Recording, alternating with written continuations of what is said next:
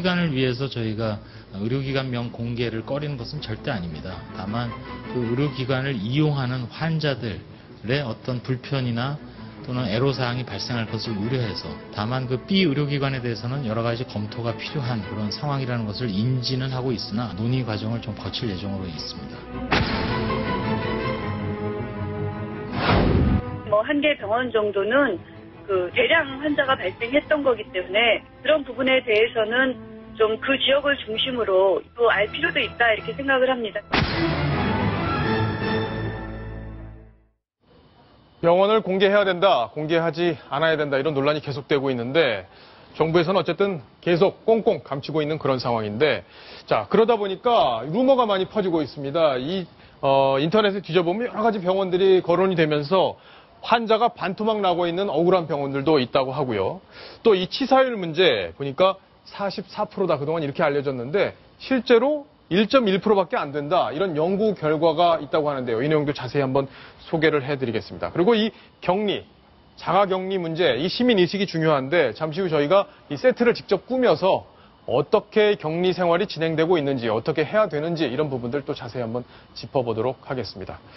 자, 일단 설대우 교수님께 질문 하나 드릴 텐데, 자, 저희가 그동안 이제 출연하신 분들이 병원을 좀 공개해야 된다. 네. 왜 그러냐면 일반인들 입장에서는 병원을 가고 싶은데 아파도 병원을 못 가겠는 거예요. 네. 무서워서. 이 병원이 감염자가 나온 병원인지 저 병원인지 모르기 때문에 갈 수가 없다. 그리고 두 번째 이유는 병원들이 애꿎은 병원들이 지금 피해를 보고 있잖아요. 네. 이 상황을 어떻게 수습해야 될지 잘 모르겠는데 일단 개인적으로 어떻게 보십니까? 제 개인적으로는 3일 전에는 제가 부정적이었습니다. 공개하는 거에 대해서. 그런데 제가 오늘 아침에 방송을 출연하면서 강력히 이제 공개할 때가 됐다. 그렇게 바뀐 이유가 뭔가요? 이유가 뭐냐면 환자가 너무 많아졌다는 겁니다. 또 의심 환자도 많아졌고 격리하고 의심 환자들도 너무 많아졌습니다. 그러니까 이제는 어떤 병원이든지 간에 적어도 의심 환자라고 생각될 만한 사람들이 방문했을 가능성이 굉장히 크다는 거죠. 맞습니다. 그래서 지금은 오히려 공개를 하고 차라리 대안으로서 각각의 병원에 일부분을 완전 격리 상태로 해서 오히려 그 병원이 격리를 하는 병원화 시켜야 된다는 것이죠. 격리병원으로 만들어야 된다. 각각의 병원을 일부분을 격리가 될 수 있도록 오히려 그렇게 하는 조치가 지금의 이 순간에는 좀 더 합당하지 않겠나 이렇게 보고 있습니다. 그러니까 결국에는 공개해야 된다는 의견 지금 국민들 사이에서 많이 퍼지고 있기 때문에 그런 것들을 정부에서 이제 좀 다른 각도로 한번 지금쯤은 볼 필요가 있다 이런 생각이 좀 듭니다. 손소 변호사. 네. 지금 당국에서도 제일 걱정하고 있는 게 바로 이 괴담이잖아요. 그러니까 병원도 사실 환자가 나오지도 않은 병원인데 이제 괴담처럼 번지고 있는 거고 예를 들어 경쟁 병원에서 그런 식으로 루머를 퍼뜨릴 수도 있는 건데 오늘 괴담 유포자로 첫 입건이 됐다 이런 얘기가 나왔어요. 네, 그렇습니다. 이제 그 메르스 발생 병원이 있고 거기에 이제 격리가 되어 있으니까 근처에 가지 말아라 하는 내용의 그런 메시지를 이제 전파를 한 그런 40대 남성이 처음으로 이제 불구속 기소가 됐는데요. 실제로 처벌까지 이어질지 여부는 약간 좀 의문이 있습니다. 왜 그러죠? 일단 이 경우에 해당될 수 있는 그런 범죄를 좀 꼽아보자면은 첫 번째로 이제 형법 314조에는 업무 방해죄가 있는데요.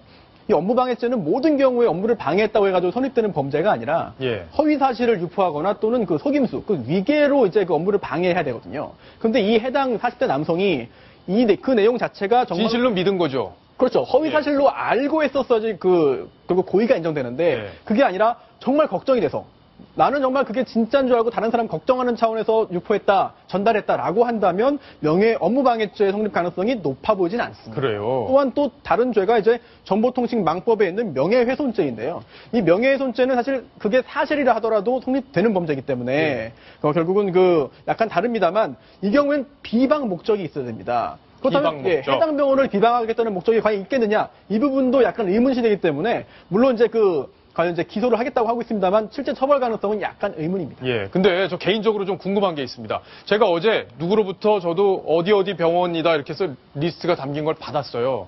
받았는데 사실 저희 집도 걱정이 되니까 집사람한테 그걸 문자로 보내줬습니다. 이렇게 지금 돌고 있다더라.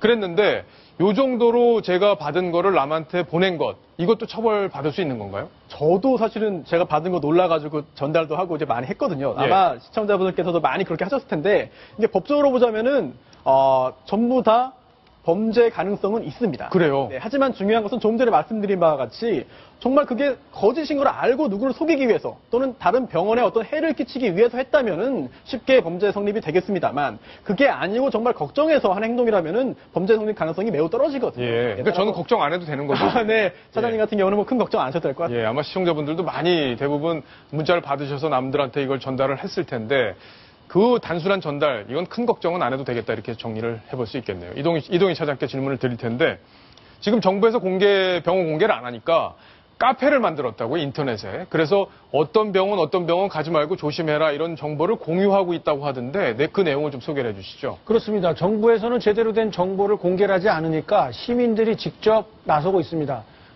언론 보도를 통해서 알려졌거나 아니면 지인들, 친척들 통해서 직접 확인된 정보들을 병원들과 지역 정보를 인터넷 카페를 만들어서 계속적으로 정보를 업그레이드하고 있습니다. 예, 바로 이 카페에서 이제 이런 것들이 올라오고 있는 그런 상황인가 보네요. 그렇습니다. 예. 나름대로는 그 보안 장치도 좀 마련을 해놨는데요. 이게 오류가 발생할 수 있고 그리고 잘못된 정보를 올려놓을 수 있기 때문에 그렇게 잘못된 정보들이 있다라고 한다면 신고하고 고쳐달라. 이런 그 코너까지 별도로 만들어놔서 나름대로는 이게 보정 장치를 마련을 하고 있습니다. 그래요.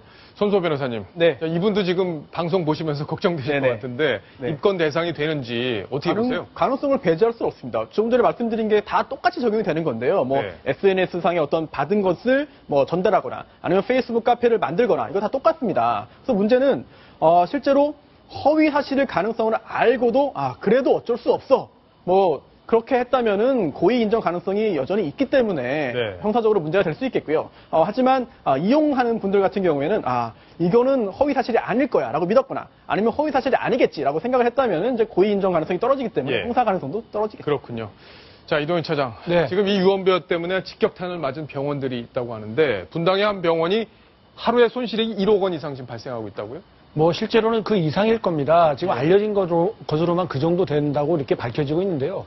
뭐 수술뿐만이 아니라 외래 환자가 급감을 하고 있고 그동안 쌓아왔던 평판이 하루아침에 무너질 정도로 온갖 루머에 시달리고 있다는 점. 이것 때문에 병원에 존폐 위기가 오고 있다. 이런 말이 나올 정도로 지금 허위 사실에 시달리고 있습니다. 지금 그런 병원들이 뭐 한 개, 두 개면 다행이겠는데 그게 아니라 지금 전국 각지에 있는 유명 병원이라고 하는 것들은 죄다 이런 루머에 시달린다고 할 정도로 아주 그 유언비어가 극성을 예. 부리고 있고요. 참다 못한 일부 병원들이 법적 대응에 나서고 있습니다. 그렇군요. 서 교수님 아까 병원 이름 공개해야 된다 예. 말씀하셨는데 이런 것도 중요한 원인이 될 것 같아요. 예, 오히려 공개하면 이제 예. 모든 병원이 이런 대상자가 되기 때문에 오히려 저런 피해도 좀 줄일 수 있지 않겠나 그런 생각이 듭니다. 예, 국민들도 아프면 병원 안심하고 또 갈 수도 있고요. 네. 여러 가지 긍정적인 효과가 있지 않을까 싶은데 천상철 차장, 네. 이 해외에서는 어떻게 하는지 궁금합니다.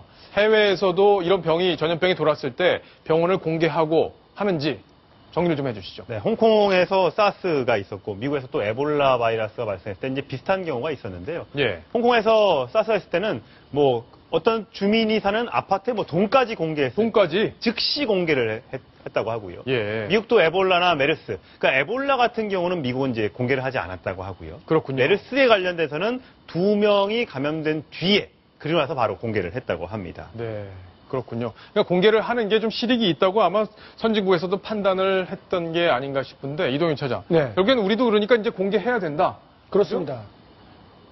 해야 되는 거 지금 맞죠? 여태까지 계속 이야기하고 지적했던 것처럼 이 불필요한 오해 그리고 잘못된 루머가 퍼지는 데는 이런 정보 공개가 없었다는 점이 큰 역할을 하고 있다는 게 확인이 되고 있지 않습니까? 예. 그렇기 때문에 어느 병원, 최소한 가장 먼저 발병을 해서 문제가 됐던 그 병원이 어디였는지 최소한 이 정도는 신속하게 공개가 됐었어야 되는데 그런 거 없이 그냥 국민들에게는 안심하세요라는 말밖에는 하지 못하고 있는 이 정부가 할 수 있는 게 없다 보니까 이런 상황이 벌어진 거 아니겠습니까? 예. 알겠습니다. 지금 사스로 300명 정도가 목숨을 잃었던 홍콩. 당시 자세한 정보를 공개했었는데 이 홍콩 사정에 해박한 한 언론인이 한 이야기를 직접 한번 들어보시겠습니다. 홍콩 같은 경우는 예전에 어느 지역에서 발생을 했는지 그 아파트 이름과 동까지 다 밝혔고요. 그리고 어느 병원에서 지금 치료를 받고 있고 어느 빌딩에서 어느 회사에서 발생을 했는지 정확하게 다 알려줘서 시민들이 각자 스스로 알아서 조심을 하게끔 서로 투명하게 밝혔거든요. 근데 우리나라 같은 경우는 너무 베일에 다 쌓여 있는 상태에서 국민들이 불안에 떨고 있잖아요. 이런 상황을 만드는 거를 절대 이해를 못하고 있죠. 그렇군요. 홍콩 사정은 저렇게 됐었는데 우리도 교훈을 좀 얻어야 될 것 같습니다. 자, 지금부터는 좀 중요한 얘기를 한번 알아보겠습니다. 바로 이 메르스의 치사율 관련된 얘기인데 이 40%나 된다고 해서 지금 공포에 떨고 있는 이유가 바로 이 40%라는 숫자 때문입니다. 그런데 이게 과장됐다 이런 연구 결과가 있다고 하는 건데요. 설 교수님께 제 질문을 드려야 될 텐데 지금 보니까 이 40%라는 얘기가 사우디아라비아에서 온 이야기죠. 예. 그러니까 감염 환자 수가 930명이 감염됐다는 걸 보고가 됐는데 이 중에서 447명이 사망했다 하니까 44%다. 이렇게 보면 이거 맞는 얘기 아닙니까? 맞죠. 예. 예. 근데 왜 어떤 연구 결과에 의해서 이게 틀렸다 이렇게 나온 건가요? 왜냐하면 예. 감염이 이제 증상을 보이는 감염이 있고 감염이 되었었는데도 무증상 감염이 있죠. 무증상 예. 감염이라고 하는 게 이제 우리 국민들이 아주 익숙하실 겁니다. 무증상 감염은 전혀 내가 못 알아차리는 거죠. 그냥 예. 왔다가 가버렸는데 내가 전혀 모르는 거죠. 그렇죠. 그런 이런 거 있죠. 경우에는 환자 수로 보지 않습니다. 예. 환자 수로 보지 않는데 그래서 저런 이제 오해가 생기는 거죠. 그러니까 여전히 40%대의 높은 치사율은 유효하다. 예. 이렇게 보셔야 됩니다. 아, 유효하다? 예, 그러니까 40%대, 예. 40%대의 치사율은 맞다. 이렇게 예. 봐줘야 된다는 거죠. 그러면 무증상이 있는 사람들은 바이러스가 왔다 갔는데 예. 그런 사람들까지 다 감안하면은 분모, 그러니까 바이러스가 몸에 침투했을 확률은 더 커지는 건데 그 중에서 사망자를만 계산하면은 더 줄어드는 거 아닌가요? 계산을 할 때 그렇게 하지 않고 예.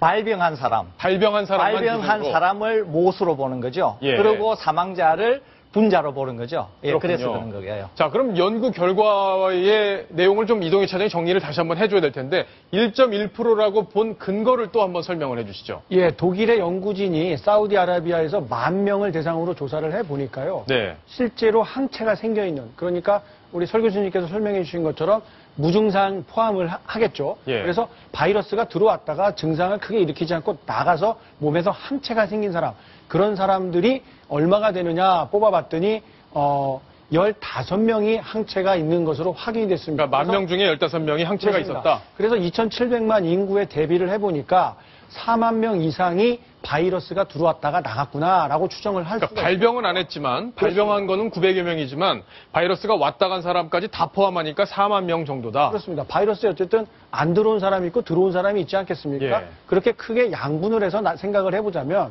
바이러스가 들어왔던 사람들은 약 4만 명 이상 될 것으로 추정을 할 수가 있겠고요. 그렇게 예. 계산을 해보면 약 1.1%에 불과한 것 아니냐. 그러니까 실제 위험성은 생각보다 높지 않다라는 게 독일 연구진의 결과였습니다. 그렇군요. 그러니까 이렇게 정리를 한번 해보죠.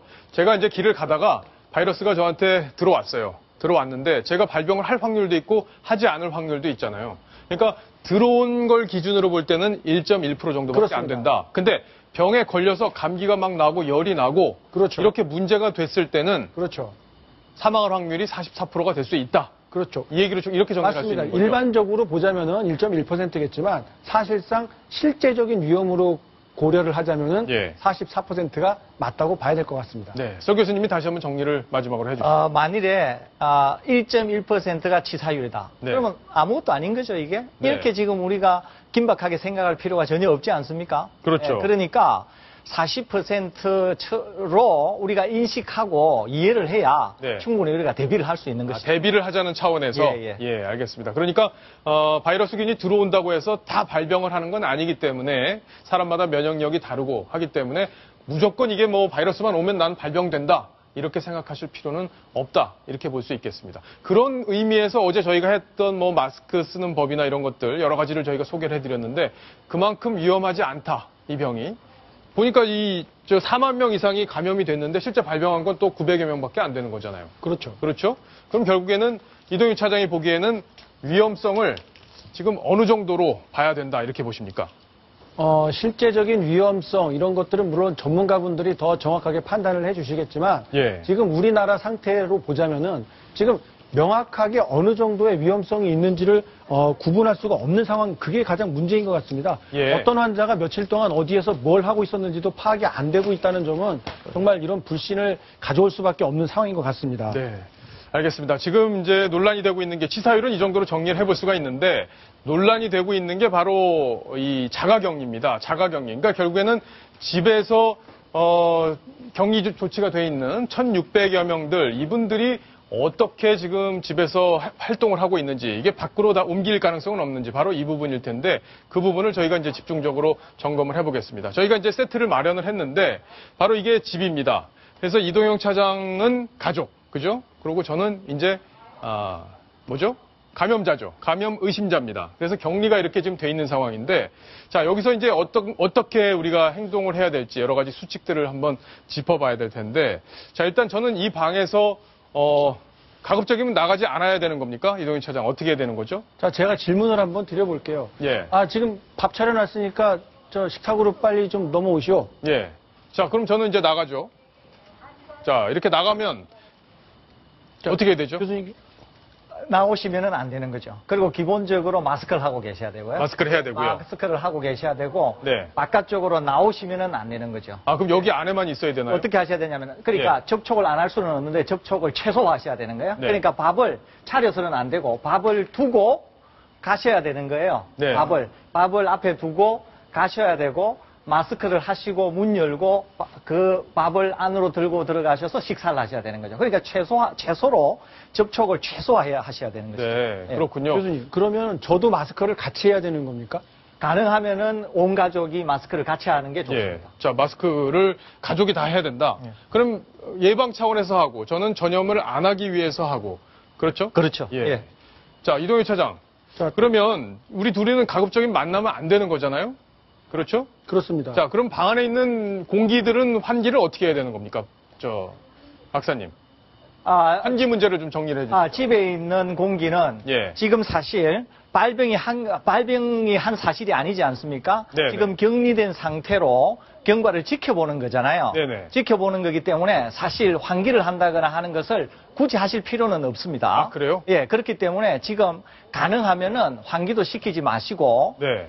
마스크를 한 상태에서 그 공기가 자연적으로 나가고 섞이고 하는 것은 상관없겠지만 최소한 공기 흐름을 최소화해서 발병이 되나 여부를 그 기간 동안에 잠복기가 2주 정도 되니까 2주 정도까지의 경과를 지켜보는 것이 중요하다 이렇게 생각하시면 되겠습니다. 예, 지금 1,600여 명이나 이 격리 조치가 돼 있는 상황이기 때문에 이제 이 부분이 아주 중요한 포인트가 되고 시청자분들도 아주 궁금하신 분들이 많은데 그러면 제일 궁금한 게요, 박사님. 네. 이 화장실에서 쓸 때 여기는 뭐 여러 가지 이제 본인으로부터 분비물이 나올 수 있는 공간이잖아요. 네, 예. 이 가족들하고 화장실 같이 써도 되는 겁니까? 쓰면 안 되죠. 웬만하면은. 그럼 화장실이 집에 하나밖에 없을 때는 어떻게 해야 되죠? 그럴 때는 이제 어려움이 있습니다. 예. 그럴 때는 어쩔 수가 없는데 어쩔 수가 없더라도 원칙은 뭐냐 하면 기본적인 원칙은 뭐냐 하면 접촉을 최소화하셔야 된다는 거예요. 그 다음에 혹시 화장실이 하나라서 접촉이 일어날 수밖에 없는 상황이 있지 않습니까? 예. 그럴 때는 인터벌을 두셔야 된다는 거예요. 인터벌을. 그러니까 기간을 어느 정도 두고 사용을 해야 된다. 그렇죠. 그래서 그러니까 의심 환자가 격리 중인 의심 환자가 침이 나올 수도 있고 체액이 나올 수도 있고 그런 상태에서 그것이 가라앉거나 하는 이런 인터벌을 두시고 그 다음 분이 사용하시고 하는 물론 의심 환자는 집을 사용한다고 하면 다른 건강한 가족을 다른 시설을 사용하면 되는데 그게 예. 아니라고 하면 접촉을 최소화하는 게 제일 중요하다. 예. 그렇게 이해하시면 되겠습니다. 격리돼 있다가 답답해갖고 좀 나왔습니다. 예.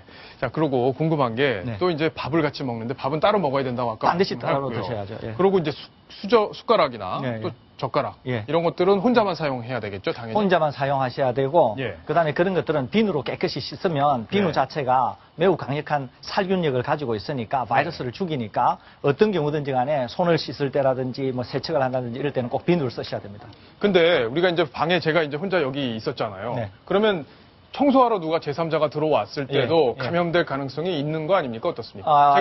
제가 방을 비운 사이에. 지금 3차 감염이 있으니까 네.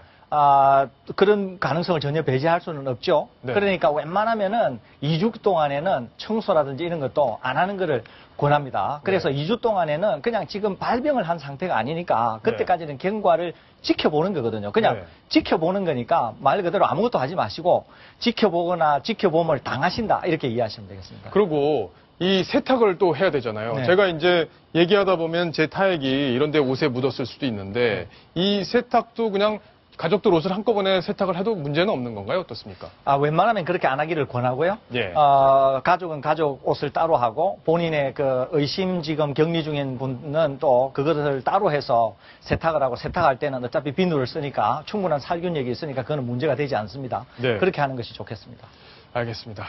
마지막으로 저도 궁금한 게 있는데요. 잠잘 때는 괜찮습니까? 방만 따로 쓴다고 하면 잠을 따로 이렇게 같은 집 안에서 자는 거는 뭐 별 문제가 없나요? 예, 집에서 사실 환기를 차단하면 공기 흐름은 거의 없습니다. 사실은 잘 아시다시피. 그러니까 최대한 문을 열거나 해서 공기 흐름이 있지 않도록 한 상태에서 2주 동안 경과를 지켜보는 거니까 좀 불편하더라도 불편을 감수하시는 게 좋겠다는 생각입니다. 자, 뭐 어쨌든 의심이 되는 상황이기 때문에 제가 뭐 확진을 받은 상황은 아니지만 의심을 받은 상황이기 때문에 최선을 다해서 어쨌든 격리 그리고 분리 가족들로부터 가족들 건강을 지켜주는 거기 때문에 자 이런 기술들 또 하나는 필요하다. 또 하나는 이 타월이나 뭐 이런 것도 혹시 공동으로 쓸 수도 있지 않습니까? 절대 그러면 그런 안 것들은 되겠네요. 절대 그러지 않아야 되니까 웬만하면은 분리해서 쓰고 격리되어 있어야 되고 그런 것을 지키시면 되겠습니다. 알겠습니다.